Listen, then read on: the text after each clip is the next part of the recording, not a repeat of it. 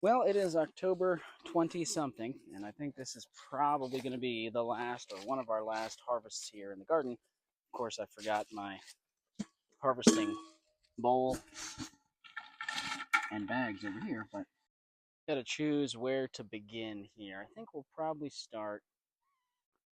I think I want to start with the dry seeded crops, pretty much entirely just our peas. There's one last ear of corn in the corn patch we're going to pick. I'm excited.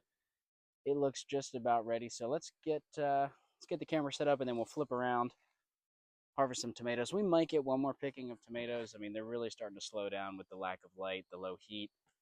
There's still some basil, a lot of seed, a lot of basil seed, dry seed, stuff like that, wildflower seed. So might not be the official last, but going to be one of the last, if not definitely the last big hurrah here in the garden.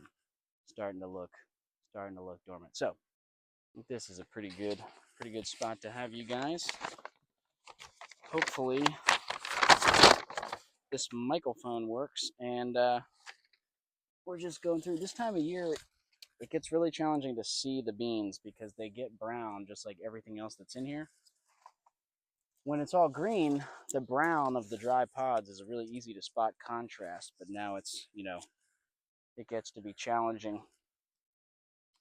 So you just kind of have to go along back and forth and see what you can get. I'm gonna have to actually get in here. This fence obviously is not hot right now because I'm touching it and not screaming. There's still some green leaf and green peas on here, but I don't really think they're gonna make much more with again, just the lack of daylight and the lack of heat. This garden area, you don't get full sun at all this time of year. It's in at least partial shade all day. But there's still there's a lot of dry beans out here. I haven't picked in like a week or so. And we've got a lot of work to do in here. Once we get the last of the crops out, there's definitely a lot of work, putting the garden to sleep. And I have probably a slightly different philosophy on that to most people, but we'll talk about it when we get there. I swear I just saw more peas. Sometimes I wonder, is this little nubbin, is it worth it? I mean, it's better than nothing, but that one had no, all the peas inside were shriveled up. So sometimes it's a gamble late in the season. You can get a lot of mold and just things that don't fully develop properly. We're just going to work our way through.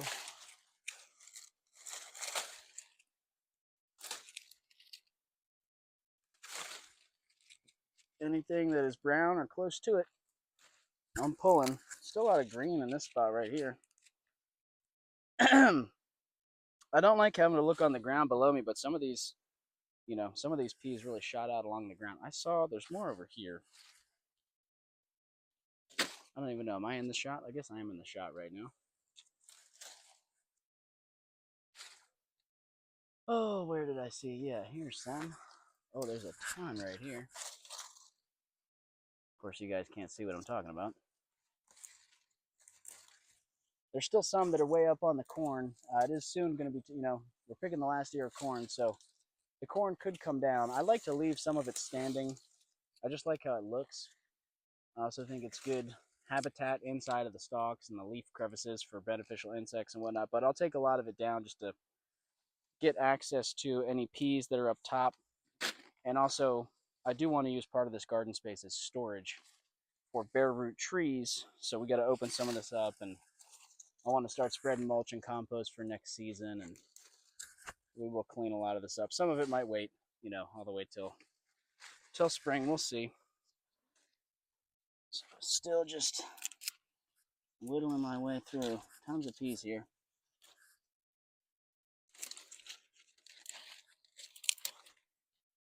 These are going to feed us all winter long. Tasty, nutritious peas. I just use them like beans. Soup beans, dry beans, soups, stews, stir fry, chili, anything like that. Tacos.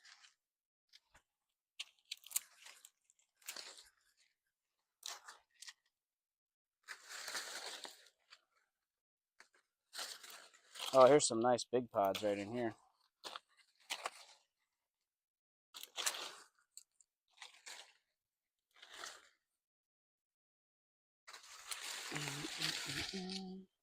It's just going to be somewhat of a lengthy process. I should probably bring this with me. Oh yeah, oh yeah. I think so. I think so. And some of these are borderline in terms of a lot of mold on the outside of the pod. It's really hit or miss. Sometimes a super moldy on the outside looking pod is totally fine inside. Sometimes everything inside is junk. So, or compost really, moldy, rotted. It just depends. So I pick them all typically. I don't go crazy, you know. I might miss a few here and there, feed them back to the earth, to the critters, but I try to do a pretty clean picking, and we just sort through it as we shell them, and as we sift them and winnow them out. Man, it's crazy how tall this corn was.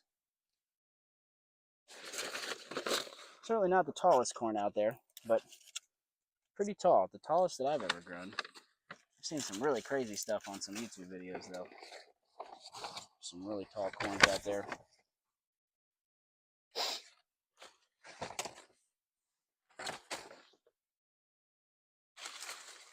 What do we have here?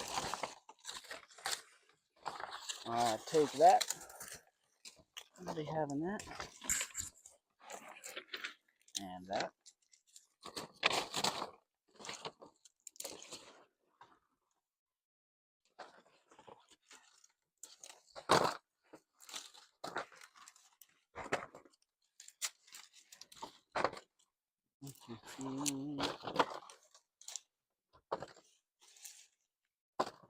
There's so much diversity in this patch in terms of the different types of peas. All sorts of sizes and shapes and colors of the pods. It's funny how you see from plant to plant how things change.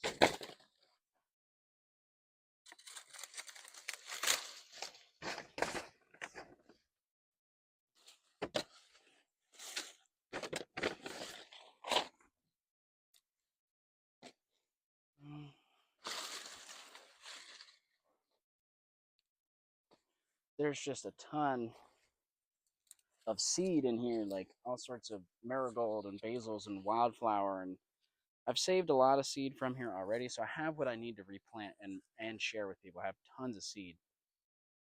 There's still more to grab, and the question is, let's flip this around here.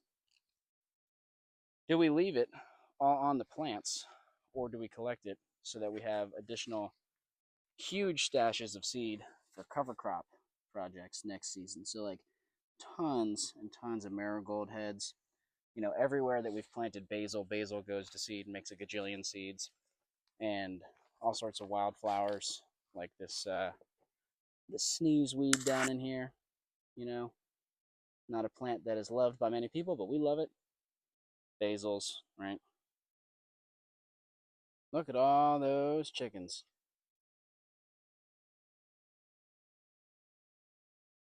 Here we are, folks.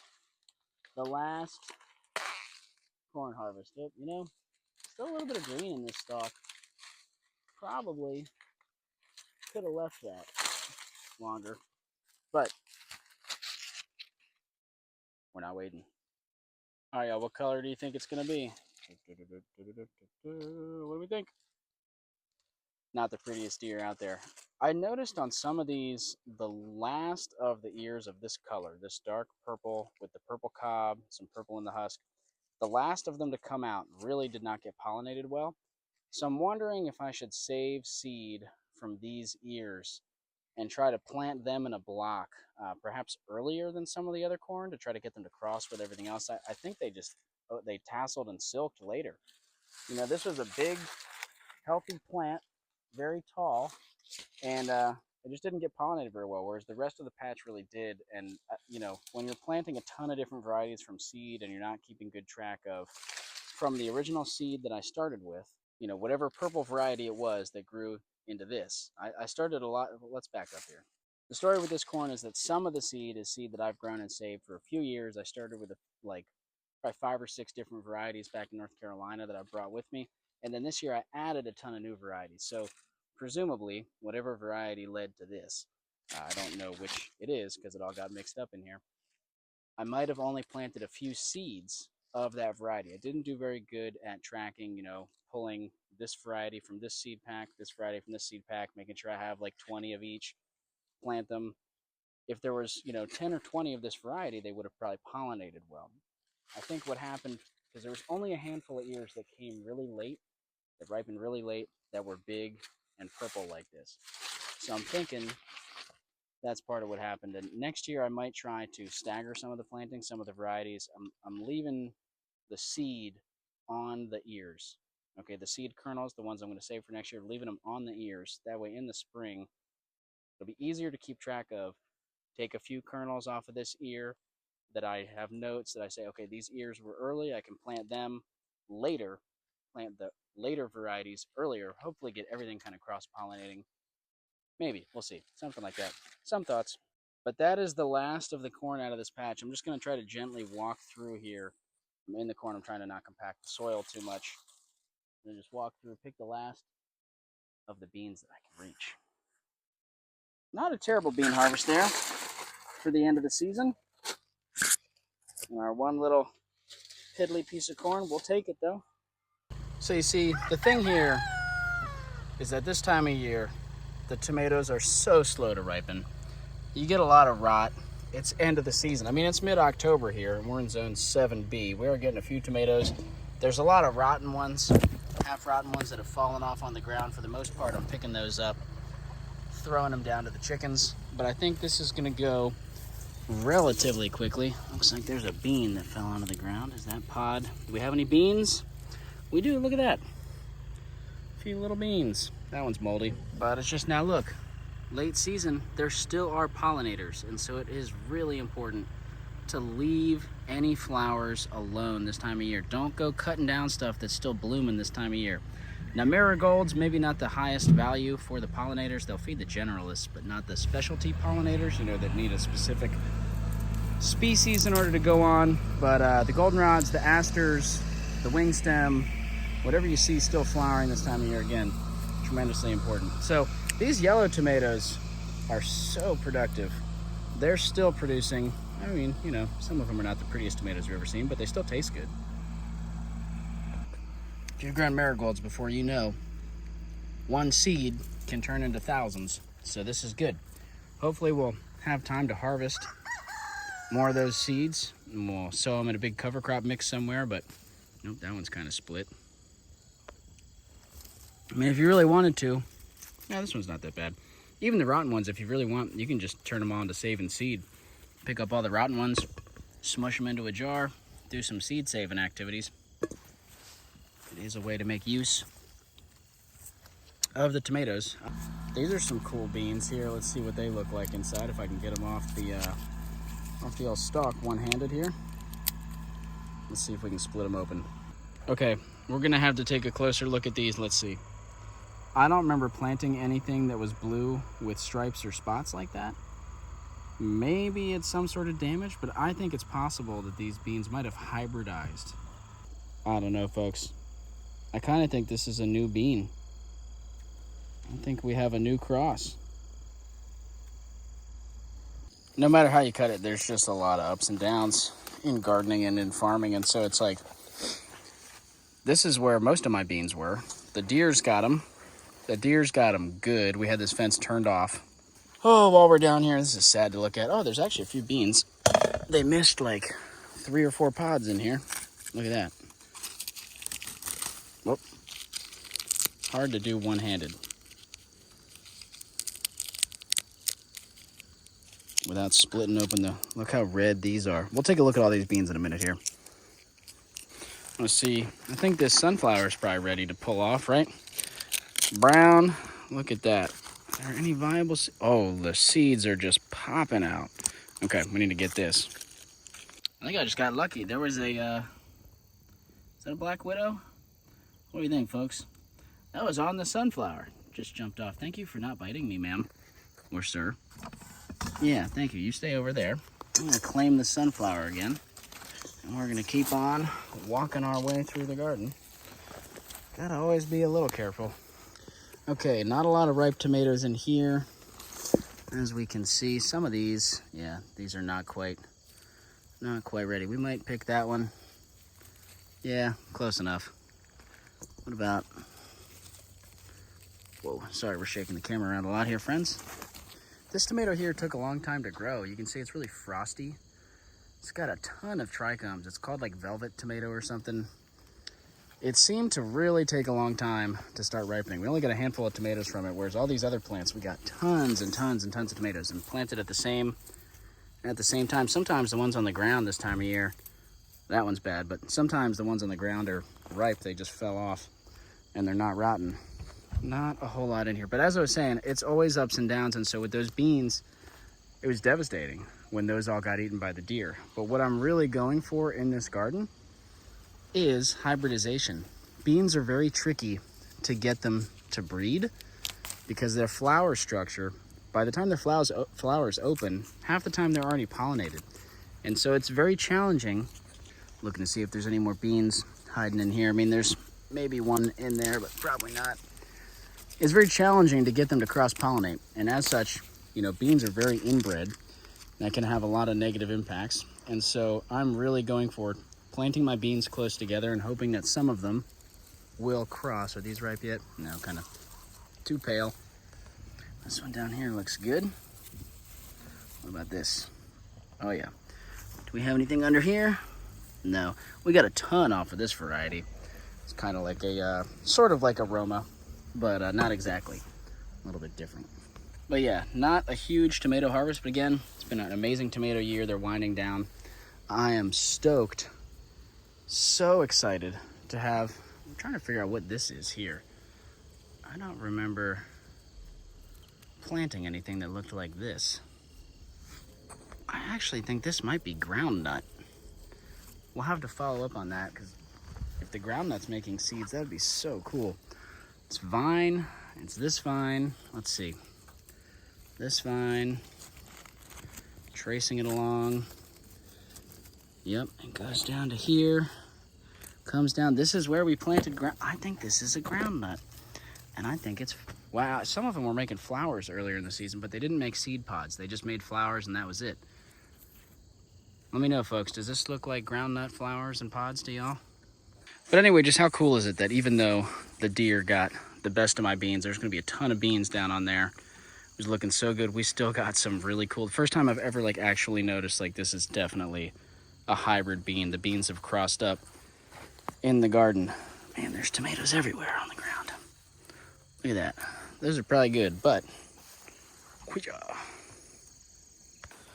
at this basil. We really had a lot of diversity of basil, and there's gonna be a ton of seed in here. We've already collected some, as I said, but I wanna come back through and get a ton more basil seed. Ooh, that was squishy. Squishier than I would like.